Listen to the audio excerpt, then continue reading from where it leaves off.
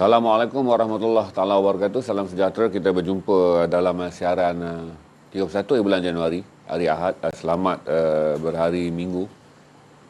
Hari Ahad hari ini, walaupun dalam suasana PKP ni hampir sama je hari-hari yang kita lalui, sama ada hari weekdays ataupun weekend, kerana semua orang lebih banyak terkurung di rumah, tidak dapat melakukan banyak aktiviti selain daripada berada di rumah je dengan keluarga. Ini saya fikir hampir separuh daripada rakyat Malaysia melalui betul-betul PKP di mana seisi keluarga tidak keluar daripada rumah. Manakala bagi mereka yang bekerja, saya fikir kata ramai mengalami suasana bekerja dalam keadaan yang suram, iaitu tiap kali saudara membuat pergerakan, kita berada dalam keadaan tidak selesa dan mungkin berfikir bahawa kita mendedahkan diri kita pada jangkitan COVID-19. Yang angka jangkitannya pada Februari saja telah menunjukkan peningkatan yang sangat luar biasa, tuan-tuan, menakutkan. Bagi mereka yang belajar, yang anak-anak belajar, saudara mungkin ibu bapa kepada 67% anak-anak yang mula belajar dalam pendidikan dan pembelajaran di rumah. Bagi yang 33% yang anak-anaknya tak dapat belajar dalam PDPR ni, kerana tidak memiliki sebarang akses kepada gadget ataupun kepada data internet ataupun line internet, kerana kedudukan ekonomi dan juga kedudukan geografi yang menyukarkan. Saya fikir ramai yang menanggung kesedihan kerana selain daripada saudara tertekan kerana pendapatan harian yang terjejas teruk akibat COVID-19 yang dah berlarut hampir 13 bulan ni, tuan-tuan. Tentu juga bersedih kerana anak-anak yang terutama yang memulakan tahun yang pertama, sama ada prasekolah ataupun darjah 1 ataupun di tingkatan 1, 33% ni besar, tuan-tuan. 1.8 juta ke 2 juta rakyat Malaysia, ke 2 juta pelajar di negara ini daripada total 5.4 juta pelajar. 1.9 juta pelajar adalah di sekolah menengah, manakala 1.9 juta adalah pelajar di sekolah menengah, manakala 2.9 juta adalah 2.5 juta adalah pelajar di sekolah menengah, 2.9 juta adalah pelajar di sekolah rendah. Jadi tuan-tuan akan melalui masa yang sukar kerana satu adalah saudara tak mungkin menemukan jalan bagaimana untuk menyediakan wang bagi membolehkan anak-anak memiliki gadget. Yang kedua adalah bagaimana nak bertarung untuk memastikan nasi di meja makan dapat dihidangkan terus ketika tekanan ekonomi makin memuncak sekarang. Saya jangka sekiranya keadaan yang ini tidak berlarut hingga suku pertama tahun ini, iaitu pada penghujung bulan Mac, kemungkinan angka kemiskinan di negara ini akan melangkaui batas 20%, iaitu golongan yang berpendapatan RM1,500 ke bawah akan meningkat tinggi, dan B40 mungkin menjadi B55. Jangkaan saya bahawa 15% lagi golongan yang selama ini berada di bawah M40, gajinya sekitar 4,000 tu, akan mengalami kemerosotan pendapatan dan akhirnya jatuh di bawah B40 dan menjadikan angka B40 mungkin meningkat menjadi B55, iaitu golongan bawahan yang berpendapatan kurang 3,000. Sekiranya keadaan ini berterusan, ya saudara, kita akan mengalami kesukaran untuk mencapai pertumbuhan ekonomi 6.5% ke 7.5% tahun ini. Saya rasa bukanlah hal yang mustahil untuk melihat berpuluh-puluh ribu lagi syarikat akan mengumumkan penggulungan ataupun bankruptsi. Kerana kita dapat melihat keadaan sekarang, tuan-tuan, walaupun ringgit mengukuh pada paras psikologi, iaitu RM4 kepada $1 USD, tetapi gambaran kenaikan harga minyak serta stability politik di Amerika di bawah kepimpinan Pak Biden ni tak akan membantu banyak benda untuk kita melihat indeks yang lebih logik. Walaupun Moody, agensi penarafan yang dihormati di seluruh dunia, meletakkan kredit Malaysia kepada paras A3, tetapi rakyat dah tak peduli, tuan-tuan, kerana rakyat fikir apa yang Moody's gambarkan kepada dunia pelaburan, sekiranya tidak memberi impak pada kehidupan harian rakyat, juga adalah angka-angka bombastik yang dianggap sebagai stimulasi je. Iaitu angka-angka yang dipaparkan tetapi pada rakyat dia tidak menggambarkan sebarang sebarang naratif kebaikan pun. Kita melalui hari ini, kalau sekiranya terdapat lebih 8 kematian, kita akan menerima 300 kematian kes COVID-19 bagi bulan Februari saja. Angka yang tinggi kerana Februari setakat ini telah menyumbang lebih 90,000 kes baru daripada 203,000 tu. Berarti Februari adalah menyumbang 45% daripada keseluruhan kes jangkitan dalam tempoh 13 bulan. Dalam tempoh 10 bulan. Data mengenai jangkitan mula direkodkan di Malaysia, kerana kita hanya mula merekodkan data jangkitan adalah pada bulan Mac. Dan PKP akan melalui bulan yang ke-10 sekarang, dan kalau disambung pun saya fikir kata walaupun ramai orang rasa panik dengan angka 5.7 ribu kes malam dan 3.8 ribu kes pulih, dan totalnya adalah 203,000 kes, angka kematian melebihi 700 orang. Tetapi saya masih yakin bahawa PKP penuh tidak akan dilaksanakan. Kerajaan akan balik pada PKP bersyarat bagi membolehkan 4 juta orang yang kehilangan pendapatan dapat kembali kepada pekerjaan, bagi membolehkan 1,000 penjaja yang sejuta penjaja yang mewakili 1 juta isi rumah di Malaysia, tuan-tuan, kembali menjaja. Kerana adalah mustahil 15% penjaja di Malaysia yang mewakili 15% daripada hasil pendapatan isi rumah di Malaysia secara totalnya 7.5 hingga 7.8 juta isi rumah tu. Mustahil untuk membiarkan mereka terus hidup tanpa sumber pendapatan, kerana agak sukar bagi penjaja kecil menyertai perniagaan online, sama ada meniaga online secara COD ataupun menikmati servis online yang disediakan oleh pelbagai app. Kerana perniagaan kecil selalunya tidak dapat bersaing dalam perniagaan online. Banyak perkara yang akan berlaku, dan saya fikir kata besok adalah hari Isnin ataupun hari Selasa kita akan mula mendengar gambaran yang lebih jelas. Tapi saya masih berpegang kepada wawancara Datuk Tengku Zafrul, Menteri Kewangan, dengan CNBC, yang memberi gambaran kemungkinan kita tidak akan meneruskan PKP. Begitu banyak juga gambaran yang diberikan mengenai isu ini, walaupun satu pihak yang lain, terutama mereka yang pro pada sektor kesihatan, meminta supaya PKP diteruskan. Tapi pada saya, apalah artinya kita meneruskan ketika 3 minggu kita melaksanakan PKP ini, angkanya tetap tinggi. Dan waktu yang sama dia melumpuhkan 4 juta orang daripada rakyat Malaysia untuk tidak dapat mencari rezeki. Dia menyebabkan berpuluh-puluh ribu pula syarikat yang akan terus gulung tikar walaupun tempoh ni 3 bulan, tuan-tuan. Untuk pengetahuan tuan-tuan, sekiranya PKP dilanjutkan selama 3 bulan, Malaysia memerlukan 18 bulan untuk pulih. Kesan ya, kalau PKP dilanjutkan 3 bulan, Malaysia memerlukan 18 bulan untuk pulih ekonominya. Kerana apabila PKP dilaksanakan, sektor penghilangan, pembuatan, pembinaan, peruncitan dan juga sektor penghilangan akan kehilangan kontrak kepada syarikat-syarikat yang akan kehilangan kontrak bagi syarikat-syarikat yang memohon permintaan bahan. Berarti apabila mereka gagal memenuhi kontrak, produk akan diminta oleh pembeli ataupun pengguna daripada syarikat-syarikat yang lain. Ini menjadikan selepas PKP, syarikat-syarikat tempatan terpaksa memulakan usaha baru untuk mendapatkan pembeli, kerana pembeli telah membatalkan kontrak-kontrak apabila kita gagal membekalkan syarikat bahan kerana PKP. Ini benda yang nak kena saudara ambil dalam renungan, terutama bagi mereka yang terus mendesak PKP dilaksanakan kerana ketakutan kepada angka. Suka saya beri sedikit angka bandingan pada saudara. Indonesia hari ini telah melepasi 1,028,000 kes dengan 30,000 kematian. Indonesia hanya kurang sekitar 80 je, 29,728 kematian. Saya tengok yang latest hingga 5 minit sebelum siaran ni. Daripada 1,022,000 angka jangkitan, Indonesia mengalami 29,728 kematian. Filipina 523,000 jangkitan, 523,000 jangkitan di Filipina dengan 10,668 kematian. Yang kedua tertinggi di kalangan negara ASEAN. Dan kita yang ketiga tertinggi, iaitu dengan 203,000 dan lebih 700 kematian. Tetapi secara puratanya, dia memberi gambaran bahawa angka kematian di negara kita lebih rendah berbanding purata ataupun nisbah di Indonesia dan juga di Filipina.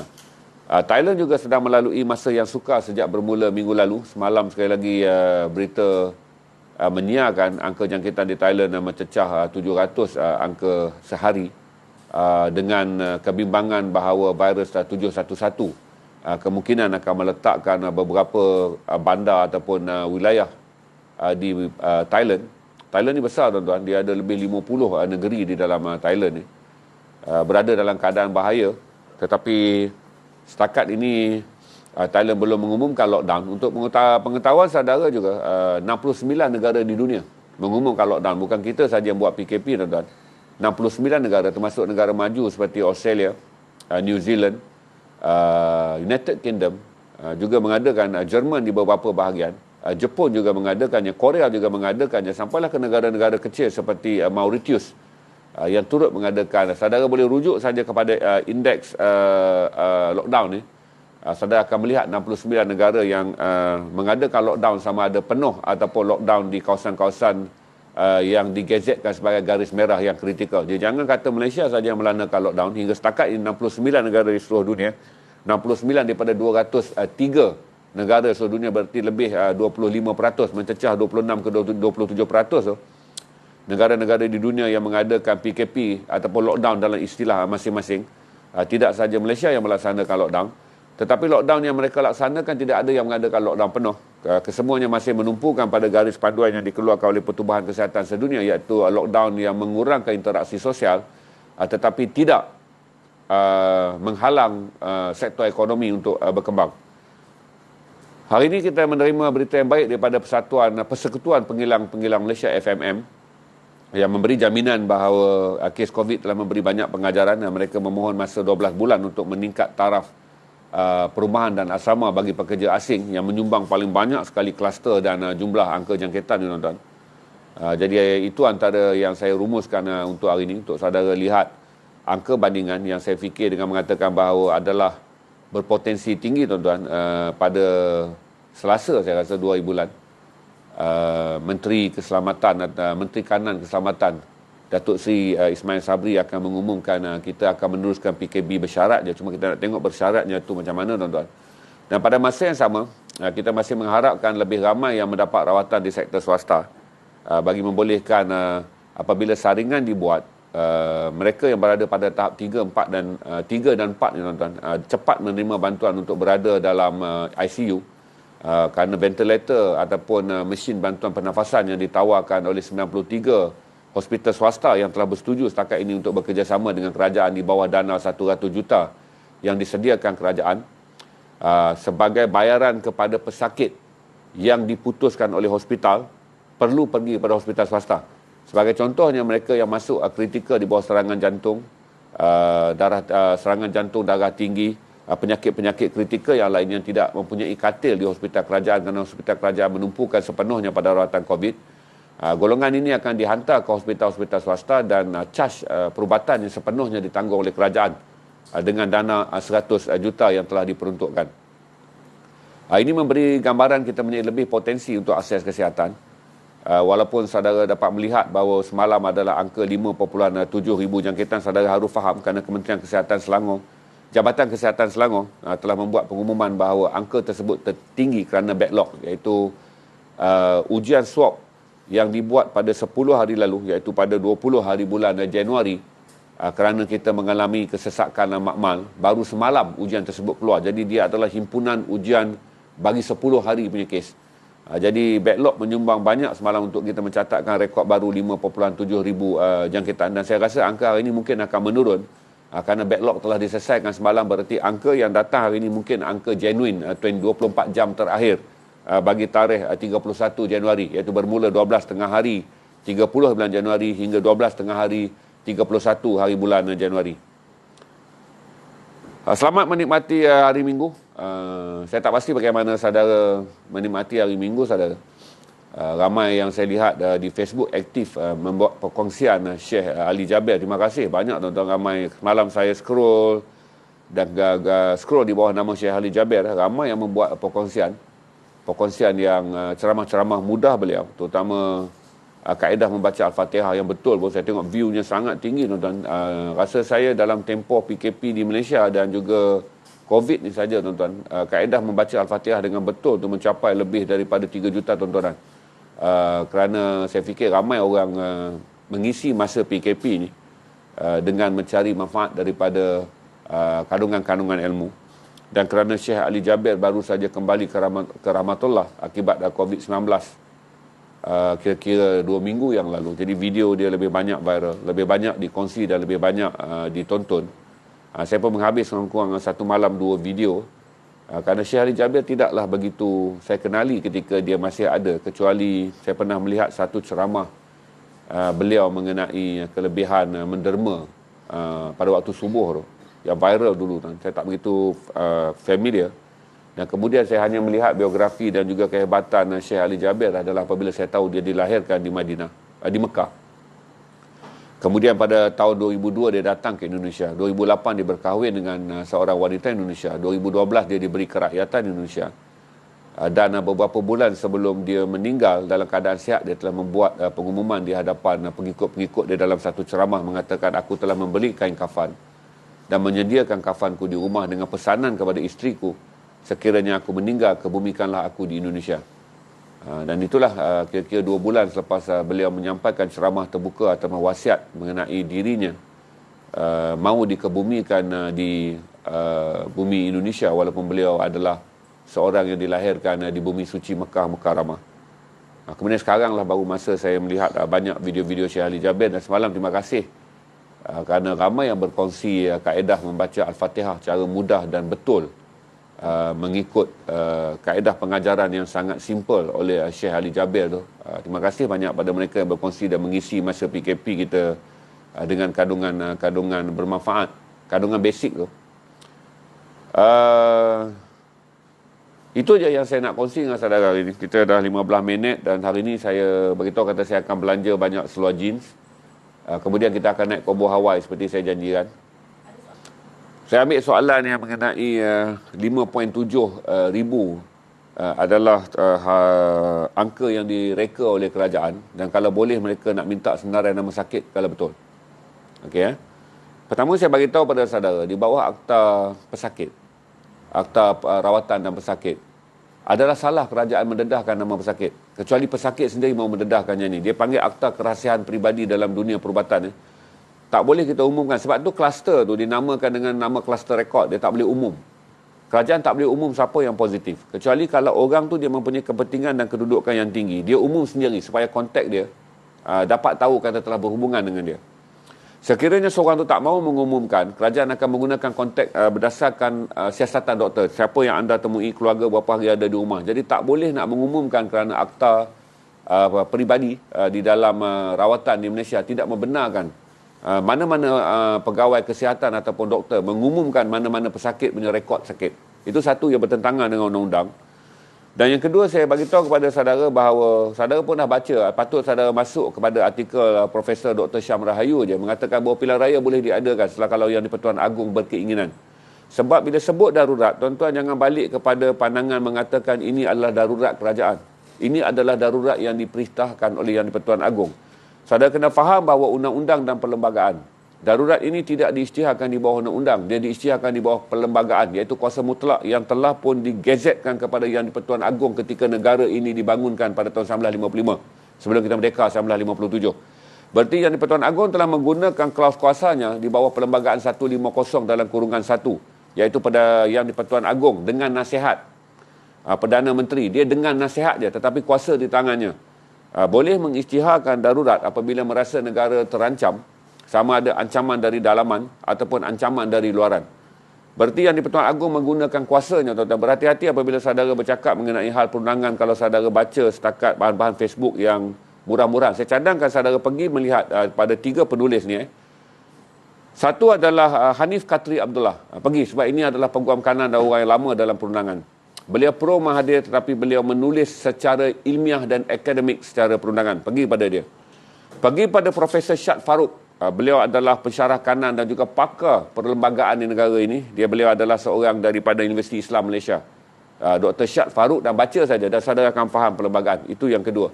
Yang ketiga, pergi pada Profesor Madya Dr. Syam Rahayu dan baca kembali perlembagaan. Sebab saya bimbang Saudara bercakap-cakap hal perlembagaan ni main kutip-kutip quotation di Facebook je. Sebab dia adalah bersangkut dengan saudara mesti faham perlembagaan 150 tu apa. Sebab perlembagaan ni banyak, 600 lebih. Dalam satu perkara 150 telah diberi klaus kepada Yang di-Pertuan Agong. Memang disebut dengan nasihat, tetapi Yang di-Pertuan Agong boleh membuat keputusan tanpa nasihat pun. Dengan menggunakan budi bicara dan juga kebijaksanaannya sebagai ketua negara di sebuah negara raja berperlembagaan. Kalaulah kerajaan naikkan angka tu pun, saya beritahu kepada saudara, angka itu tidak dikawal oleh parti politik. Angka itu sepenuhnya dikawal oleh, tu saya katakan saudara tak boleh main teori konspirasi. Pergi kenal dulu mesin data tu. Supaya saudara tahu bahawa jumlah saringan yang dibuat. Pertama kita kena tahu 5,000 ni. Semalam Jabatan Kesihatan Selangor telah membuat pengumuman bahawa ini adalah backlog. Di mana mereka tak mampu menyaring begitu banyak angka ketika PKP dilaksanakan pada hari pertama. Maka backlog tu terkumpul dan semalam backlog tu diselesaikan. Jadi jumlah tertunggak tu dikumpul-kumpul diumumkan semalam. Untuk penjelasan sejak saudara, saya bagi tahu bahawa Yang di-Pertuan Agong boleh mengadakan pilihan raya. Ini tak bersangkut dengan, kalau saudara celik perlembagaan, dia tak bersangkut dengan soal politik. Dia bersangkut dengan keputusan Yang di-Pertuan Agong. Dan untuk pengetahuan saudara juga, bahawa logik dia, katalah kita tak buat PKP. Logik dia apa yang saranan saudara boleh bagi kepada kita yang berada dalam grup ni, kalau saudara rasa bahawa ini adalah konspirasi politik, apakah saranan yang lebih baik? Sebab saya tak gemar nak mendengar pandangan-pandangan konspirasi yang tidak menggenjakkan kita ke depan. Sebab budak sekolah pun boleh buat teori konspirasi. Tetapi saya katakan tadi, gosip konspirasi dan teori konspirasi adalah berbeza. Kalau teori saudara mesti ada asas. Kalau saudara kata angka ini sengaja dibuat, di mana asas yang saudara dapat? Kerana kajian makmal ini adalah kajian yang kita hantar sampailah ke antarabangsa. Berarti data yang kita ada, saudara pergi kepada Global Coronavirus Update yang dikuasai oleh WHO, data yang sama diinstal di situ. Berarti ini adalah data yang diterima dan diiktiraf oleh Pertubuhan Kesihatan Sedunia sebagai data yang rigid untuk diisi dalam installation global. Berarti dunia antarabangsa juga memantau pergerakan angka ini berdasarkan kepercayaan mereka kepada sistem penghantaran data maklumat dari pengkalan di Malaysia adalah legit dan sahih. Okey? Kalau nak panjangkan lagi PKP, apa yang menyebabkan PKP? Kalau nak panjangkan lagi darurat, saya dah jelaskan kepada saudara, ini adalah kuasa Yang di-Pertuan Agong. Dan kuasa Yang di-Pertuan Agong boleh saja memanjangkan darurat ini dan boleh memendekkan darurat ini. Darurat ini tidak menghalang Yang di-Pertuan Agong membuat pilihan, mengumum mengisytiharkan pilihan raya. Dan dia tidak menyebabkan Yang di-Pertuan Agong tidak menghalang Yang di-Pertuan Agong untuk menambah darurat yang panjang. Berhati-hati saudara, bila saudara menggunakan komen begini, saya cuba mengingatkan saudara bahawa tolong faham bahawa saudara sedang bercakap tentang perlembagaan. Jadi waktu saya kata, tak semua orang boleh celik perlembagaan, sebab perlembagaan ni sekolah dia, sekolah undang-undang. Tapi sebelum saudara bercakap, hari ini habiskan 24 jam, baca. Sebab Profesor Syad menulis panjang lebar. Dr. Syam Rahayu ada 7-8 artikel. Tapi bacalah yang Hanif Katri. Sebab saya lebih suka membaca daripada Peguam Kanan Hanif Katri Abdullah. Kerana penerangannya lebih awam. Berbanding Dr. Syam Rahayu dan Profesor Syad Farouk, penerangannya lebih akademik. Untuk orang awam, saudara baca dia daripada Profesor, daripada Peguam Kanan negara, Peguam Senior Negara tu, Hanif Katri Abdullah. Saya lebih suka saudara menyebarkan satu pandangan bahawa bagaimana kita nak bergerak ke depan dari segi ekonomi daripada kita pening kepala untuk bergerak dengan memikirkan apa yang orang politik nak. Panjang untuk setakat kuasa, tuan-tuan. Kalau ganti sekarang pun tiada jaminan, tuan-tuan. Saya bagi tahu pada saudara bahawa baliklah kepada kononnya kita boleh menghapuskan PTPTN. Kita boleh menghapuskan segala cukai. Janji ni tuan-tuan, orang politik boleh buat, tapi apabila mereka merintah, mereka tak buat pun. Saya tak membela kerajaan sekarang. Kerajaan sekarang juga ada sebuah kerajaan yang lebah. Tetapi kita berpegang sekali sekarang, tuan-tuan, dalam tempoh kita merdeka sejak tahun 1957 tu, untuk mendengar nasihat yang di-Pertuan, untuk mendengar proklamasi yang diisytiharkan di Pertuan Agong. Tumpukan perhatian bagaimana untuk melihat nasib orang lain. Kerana pilihan raya boleh diadakan bila-bila selepas ni, kalau COVID-19 ni selesai. Saya lebih senang untuk saudara berfikir tentang 4 juta orang yang kehilangan punca pendapatan dan bagaimana mendesak kerajaan untuk melonggarkan PKP ini tetapi mengamalkan PKP bersyarat yang boleh mengurangkan angka jangkitan, tetapi pada waktu yang sama membenarkan 4 juta orang yang kehilangan pekerjaan untuk terus bekerja dan mendapatkan nasi di atas pinggan. Jangan terlalu terpengaruh untuk mendapatkan kuasa kepada sesiapa yang saudara sokong. Kerana nasib kita dalam pinggan rakyat adalah lebih penting ketika PKP ni. Itu saya jawab mengenai angka semalam ada tipu, tak mustahil tuan-tuan. Kerana data ini diiktiraf oleh Pertubuhan Kesihatan Sedunia. Kerana kalau saya lihat update di Global Coronavirus Update, inilah data yang diisi dan kemudian dipandu oleh seluruh masyarakat dunia. Kerana semua negara yang terbabit berkongsi data di platform yang sama. Dan tidak ada negara data yang dia boleh menipu data ni kalau sekiranya sistem data tersebut dicurigai. WHO akan menggugurkan data Malaysia dari senarai data antarabangsa. Berarti sekiranya orang seperti WHO yang mahir tentang data kesihatan bersetuju bahawa data kesihatan Malaysia adalah tepat dan boleh diterima, kita jangan menggelabah tuan-tuan. Tiba-tiba kita nak claim kata data ni adalah tipu. Kerana jangan main teori konspirasi seperti budak tadika yang mengatakan seorang yang lain boleh disembunyi di bawah hantu kopek, di bawah kopek hantu yang besar. Ni jangan, itu sangat rendah tu mentaliti berfikir begitu. Okey, saya pergi pada soalan pertama, saya tak boleh jawab itu. Saya jawab yang kedua dulu. Insurans. Kalau mengikut apa yang berlaku sekarang, insurans bersetuju, tapi saya fikir dari segi angkanya yang sekarang sedang dibincangkan, kerana mereka baru saja bertemu pada hujung minggu lalu. Tetapi kerajaan telah mendahului 100 juta kepada sektor swasta sekarang bagi membolehkan sektor swasta menerima pesakit yang dihantar oleh hospital kerajaan yang telah diluluskan oleh doktor-doktor perubatan yang berada di mana-mana hospital, mengatakan hospital ini tidak mampu lagi menerima pesakit jenis ini, sama ada COVID-19 atau bukan COVID-19, akan dipindahkan ke hospital swasta, dan hospital swasta bersetuju pada pengkadaran yang munasabah, kemudiannya akan charge kepada 100 juta awal yang disediakan oleh kerajaan. Kemudian kita akan tunggu kerana insurans juga memerlukan beberapa persetujuan, kerana ini membabitkan begitu banyak agensi insurans tuan-tuan. Untuk pengetahuan saudara, walaupun kita ada akta darurat, kerajaan tak boleh memaksa semua sektor hospital swasta. Kerana daripada beratus yang kerajaan tawarkan kerjasama, hanya 93 yang bersetuju. Walaupun akta darurat sepatutnya kerajaan boleh menggunakan arahan mutlak, iaitu patuh saja. Tetapi kerajaan masih lagi tidak mau menjadikan akta darurat ini sebagai pemaksaan dan kemudiannya menjejaskan hospital-hospital swasta yang mungkin tidak stabil pendapatannya, kerana tak semua hospital swasta ni bertaraf 5, 4 dan 3 tuan-tuan, bintang dia. Jadi setakat ni 93. Kita tunggu, saya rasa agensi swasta, agensi insurans masih berbincang di kalangan pemain-pemain dia, ahli-ahli dia, kerana banyak sangat tuan-tuan insurans ni, untuk mencapai apakah mereka ingin menanggung 10, 20, 30 atau 40%. Apakah mereka ingin menanggung ujian swab saja, atau apakah mereka nak menanggung hospitalization. Kerana insurans juga harus melihat bahawa mereka juga mengalami kemerosotan pendapatan apabila banyak orang tidak memperbarui insurans, apabila banyak kilang-kilang ditutup dan banyak orang kehilangan pekerjaan, banyak insurans juga kehilangan pelanggan. Berarti insurans juga mengalami penyusutan pendapatan apabila berjuta-juta orang tidak membuat pembaharuan insurans kesihatan kerana mereka mengalami penyusutan pendapatan kewangan.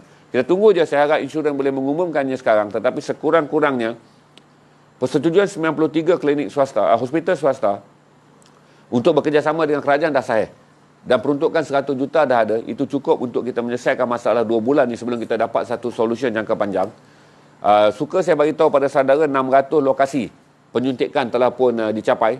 Berarti apabila suntikan nak bermula pada Mac nanti, negara telah bersedia dengan 600 pusat suntikan, termasuk hospital kerajaan, premis hospital swasta dan juga premis bangunan swasta. Kerana saudara tahu pada 21 hari pertama, senang nak suntik sebab kita suntik 75,000 orang sehari. Tetapi selepas 21 hari, orang yang datang pada suntikan hari pertama akan pergi mengambil suntikan kedua. Berarti angka suntikan akan meningkat pada 150,000 orang sehari. Ini memerlukan lebih banyak tempat dan lebih banyak lokasi. Dan saya nak bagi tahu juga pada saudara, kita akan ada satu masalah besar adalah apabila doktor-doktor yang berada sekarang akan sibuk di hospital kerana menguruskan katil serta keadaan kritikal di hospital. Yang dijangka keadaan kritikal ini akan berlanjutan. Dan pada masa yang sama, suntikan akan menempatkan doktor mendapat kerja tambahan kerana mereka harus berpindah premis. Di mana suntikan tak akan dibuat di hospital-hospital yang akan menjadikan keadaan hospital bertambah jam. Dan dia akan wujud di premis-premis yang lain. Dan negara memerlukan 7,000 hingga 10,000 orang pekerja untuk berada di 600 lokasi ini bagi menjalankan jadual suntikan. Jadi ini antara perkara-perkara yang saya share, walaupun saya tak jawab penuh tentang insurans kerana kita masih menunggu keputusan Persekutuan Insurans Malaysia pada minggu ini. Tetapi sekurang-kurangnya 3 pihak yang terlibat ni, 1 dan 2 dah selesai, iaitu kerajaan Malaysia melalui Kementerian Kesihatan dengan 93 hospital swasta dah selesai. Kita sedang menanti sekarang insurans datang untuk menambah dana. Sekiranya insurans tidak menambah dana kerana mereka mengambil langkah pasif, bererti kerajaan boleh meneruskan projek yang ada dengan menambah dana bagi membolehkan pesakit kritikal COVID-19 dan bukan COVID-19 yang tidak dapat dirawat di hospital kerajaan dipindah dan mendapatkan rawatan di hospital swasta. Baru yang baiknya adalah range katil hospital kini bertambah bagi kes-kes pesakit yang terpaksa tidak menerima rawatan kerana dianggap katil hospital dah penuh, seperti minor stroke, mereka yang hemodialisis, orang yang mengalami jantung bengkak, orang yang mengalami thalassemia, orang yang mengalami thyroid. Sekarang ni mereka tidak dapat appointment dengan doktor, tuan-tuan. Ramai orang sekarang ni hanya meneruskan ubat je tanpa dapat bertemu dengan doktor. Kerana semua kekuatan doktor barisan depan hampir difokuskan kepada COVID-19. Itu jawapan saya. Okey? Bukan benda baru tu kapal US dan China di Laut Cina Selatan, tuan-tuan. Sebab timbul benda baru ni adalah kerana Pak Biden ni lepas dia naik ni, tuan-tuan, telah berlaku istilah mengenai Taiwan. Saudara jangan salah faham ni, adalah istilah mengenai Taiwan. Di mana Taiwan cuba menggunakan dasar baru demokrat ni untuk mengisytiharkan kemerdekaan. Dan China telah mengambil langkah pula menuntut Laut Cina Selatan sebagai milik mereka. Ini berdua benda. Satu adalah China menuntut Laut Cina Selatan milik mereka. Bukan kita saja, Indonesia juga komplain kerana pergerakan kapal-kapal China telah masuk ke kawasan perairan Indonesia, ke perairan Vietnam, ke perairan Malaysia, ke perairan Thailand, kerana China mula menggunakan keadaan sekarang ni untuk klaim bahawa tuntutan dia mengenai Laut Cina Selatan itu sebagai laut milik mereka. Ini menjadikan kapal-kapal Amerika pergi, dan saya tak fikir kata Amerika boleh membantu pun, tuan-tuan. Apa yang perlu adalah negara-negara yang terlibat, iaitu Thailand, Vietnam, Malaysia, Filipina, Indonesia, harus berhubung dengan kerajaan China untuk melihat semula apa yang antarabangsa klaim mengenai lautan mereka. Berarti kemungkinan kes ni yang terakhir cara untuk menyelesaikannya adalah cara rundingan diplomatik, di mana plastik ASEAN ni yang pantai dia telah pun, yang dulunya perairan kita, sekarang China kata perairan dia, berunding. Dan kalaulah tiada pencapaian persetujuan boleh dibuat, yang terakhir adalah bawa saja kepada International Court of Justice untuk memastikan dalam peraturan perairan antarabangsa had perairan milik China sampai di mana. Saudara harus faham, saudara, sentimennya bahawa kenapa orang nak tukar nama Laut Cina Selatan tu. Indonesia juga mahu menukarkannya sebagai nama Laut Indonesia, kerana perkataan Laut Cina Selatan itu telah memberi merit kepada China untuk mengatakan laut itu adalah milik mereka. Jadi pergerakan kapal keluar masuk ni, Amerika datang untuk dia tak akan menyetuskan perang, dia akan menyetuskan krisis kedua-dua pihak cuba mempengaruhi negara-negara yang terjejas. Kerana Amerika juga cuba mendapatkan sokongan popular, konon dia adalah hero yang dapat menyelesaikan langkah China untuk menguasai Laut Cina Selatan.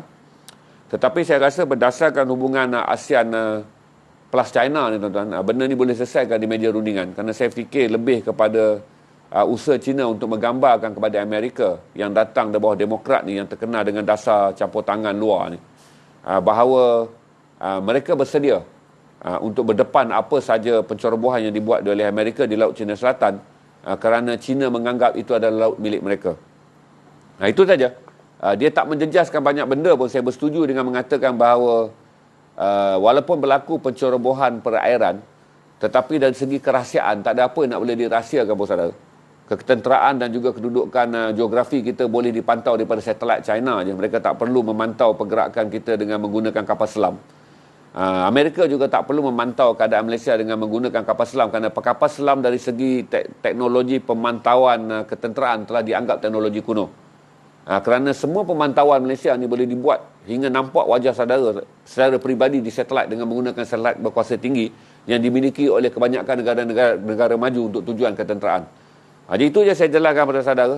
Dia akan mengendur apabila Presiden China dan juga